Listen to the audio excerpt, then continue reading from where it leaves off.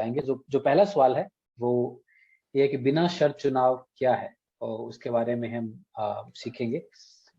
मैं विनती करता हूं कि सबसे पहले ब्रदर मंगेश या फिर ब्रदर कौशल, आप प्लीज ये जो बिना शर्त चुनाव क्या है इसके बारे में आप थोड़ा प्रकाश डालिए, ताकि हम जो श्रोतागण है, जो ऑडियंस है अलग अलग जगह से मौजूद है, वो जानना चाहते हैं कि इस एक्चुअली इसका मतलब है क्या, इस डॉक्ट्रिन का मतलब है क्या। सो आई रिक्वेस्ट कि आप प्लीज इस टॉपिक के ऊपर थोड़ा प्रकाश डालिए।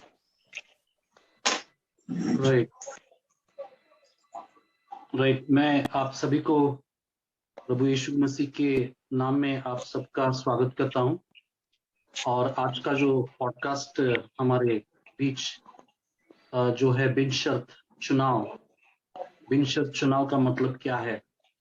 तो भाइयों और बहनों, मैं आपको सबसे पहले ये आगाह करना चाहता हूं कि हम किसी भी चुनाव के बारे में बात नहीं कर रहे हैं। जो चुनाव पंजाब या उत्तर प्रदेश या फिर गोवा या फिर मणिपुर में जो चुनाव हो रहे हैं, उन चुनावों के बारे में हम यहाँ पर बात नहीं कर रहे हैं। ये जो चुनाव है बहुत ही खास किस्म का चुनाव है, जिस चुनाव के बारे में आप अपनी बाइबल में पढ़ेंगे। तो सिर्फ उसका थोड़ा सा मैं आपको बैकग्राउंड दूं तो आपको मालूम पड़ेगा कि हम किस चुनाव के बारे में बात कर रहे हैं। हमने देखा जब हम उत्पत्ति की किताब पढ़ते हैं, वहीं से परमेश्वर का जो चुनाव है उस चुनाव की शुरुआत होती है। उसकी शुरुआत वहां से हुई, मगर जो योजना है, चुनाव की जो योजना है, वो योजना परमेश्वर ने अनंत काल से पहले वो योजना बनाई हुई है, जिसके बारे में आपको इफिसियों की पत्री उसके पहले अध्याय में आपको पढ़ने को मिलेगा। मगर वहां पर आपको दिखाई पड़ेगा कि वहां पर जो अब्राहम था, बाद में इस्राएल का जो राष्ट्र है उसकी निर्मित होती है। और वहां पर हम देखते हैं कि परमेश्वर जो है वो सारे देशों को छोड़कर सिर्फ इस्राएल राष्ट्र का वो चुनाव करता है, इसलिए कि वो राष्ट्र जो है उसके महिमा करे। वो राष्ट्र जो है, उस राष्ट्र के द्वारा परमेश्वर का महिमा लोगों के बीच पहुंचे। ठीक है, तो ये बिन शर्त चुनाव क्या है, उसका मतलब क्या है, आज हम यहां पर जानने की कोशिश करेंगे। ठीक है, मेरी भाषा थोड़ी सी मुश्किल हो सकती है, मगर फिर भी मैं जानता हूं आप सभी हिंदी भाषा से अच्छी तरह से वाकिफ है, तो मैं जितना सरल भाषा में आपको सुनाने की कोशिश करता रहूंगा, मगर फिर भी आप थोड़ा सा प्लीज मेरे लिए समझने की कोशिश करिए।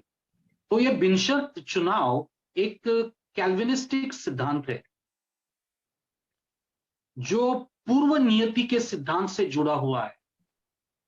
इस सिद्धांत के अनुसार बिनशर्त चुनाव सारे सृष्टि के निर्माण के पूर्व परमेश्वर के कार्य और उद्देश्य को दर्शाता है। यह योजना ऐसे एक जगत को दिखाता है जिस जगत में परमेश्वर ने सिर्फ चंद लोगों को ही उद्धार के लिए चुना हुआ है और बाकी सारे लोगों को उनके अपने पापों के परिणाम के ऊपर छोड़ दिया है। उसका दूसरा स्पष्टीकरण यह भी हो सकता है कि बिन शर्त चुनाव का अर्थ यह है कि परमेश्वर हमारी ओर से कोई ऐसी क्रिया या स्थिति नहीं देखता है जो उससे हमें चुनने या हमारे उद्धार के लिए प्रेरित करती है, बल्कि चुनाव परमेश्वर के सर्वोच्च निर्णय पर निर्भर करता है कि वो जिसे बचाना चाहता है उसे बचाए, और जिनको वो बचाना नहीं चाहता उनको वह अपने पापों के परिणाम पर छोड़ देता है। तो यह है बिन शर्त चुनाव। अगर मेरे भाई मुझे इजाजत दे तो मैं फिर से ये आपको पढ़ के सुनाना चाहता हूं। इजाजत है मेरे भाइयों?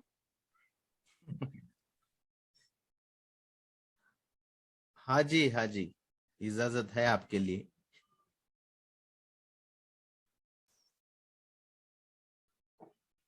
म्यूट है आप ब्रदर कौशल।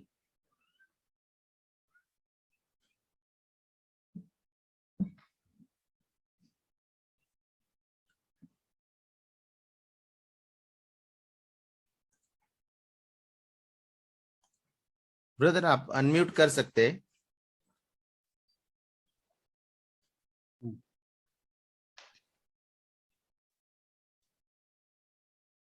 आई थिंक जिनके पास कंट्रोल है वो कर सकते हैं।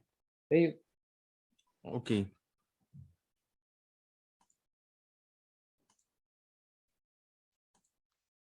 Hello, hello brother. Can you hear me now? Yes yes. Okay okay.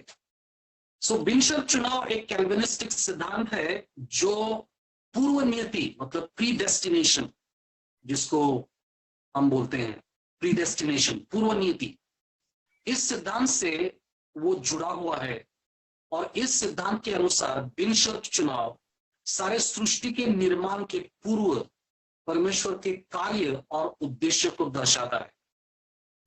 यह योजना ऐसे एक जगत को दिखाता है जिस जगत में परमेश्वर ने सिर्फ चंद लोगों को ही उद्धार के लिए चुना और बाकी सारे लोगों को उनके अपने पापों के परिणाम के ऊपर छोड़ दिया है।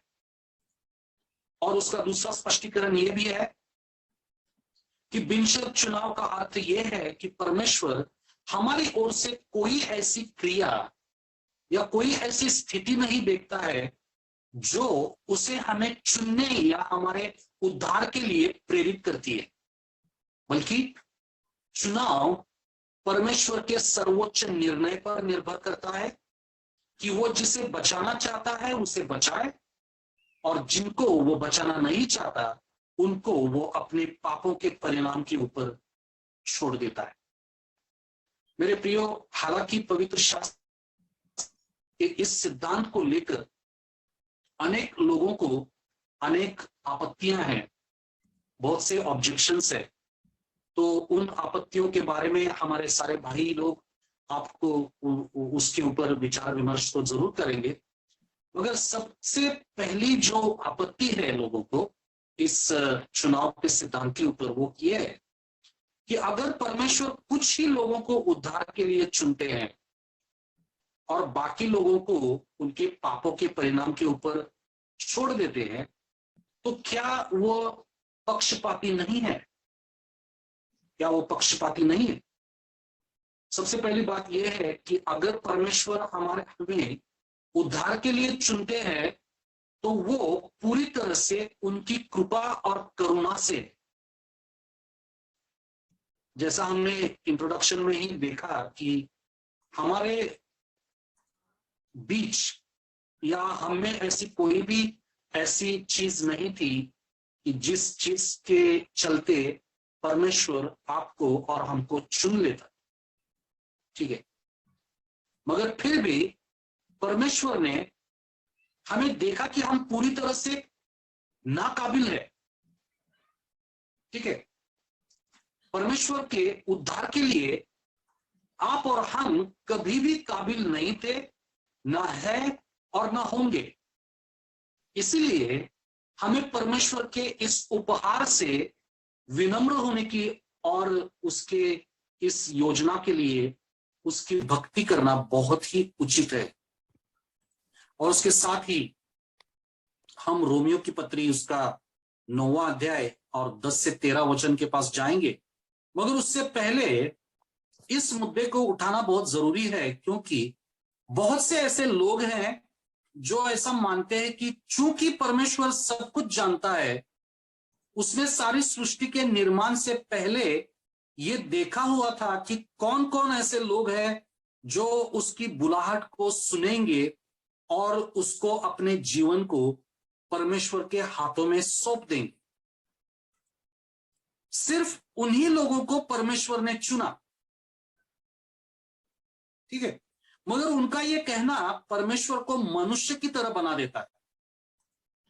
ठीक है, देखिए आप और हम, उदाहरण के तौर पे मैं आपको बताना चाहता हूं, आप और हम फर्ज करिए कि हम स्कूल में हैं, और स्कूल में कैसा होता है, जब हमारे क्लास टीचर होते हैं उनको एक मॉनिटर को अपॉइंट करना होता है, तब वो क्या करते हैं, वो देखते हैं कि हमारे क्लास में सबसे होनहार, सबसे चतुर कौन है, उसी लड़के को या लड़की को क्लास का मॉनिटर बनाया जाता है। आप देख सकते हैं कि हम हमारे जो टीचर्स हैं, हमारे जो शिक्षक हैं, वो शिक्षक इस तरह से विचार करते हैं, इस तरह से उनकी सोच रहती है। मगर जब हम परमेश्वर के बारे में बात करते हैं, तो परमेश्वर जब तो आप और हम में से कोई भी उसकी महिमा के लिए, उसकी योजनाओं के लिए कोई भी काबिल इंसान इस पृथ्वी पर नहीं है। मगर फिर भी परमेश्वर ने अपनी योजना के तहत आपको और हमको चुना, इसलिए कि हम उनके लोग बन जाए। ठीक है, और इसके साथ ही मैं आपको ये भी सूचित करना चाहता हूं मेरे भाई और बहनों, वो ये है कि जैसे मनुष्य सोचता है वैसे परमेश्वर सोचता नहीं है।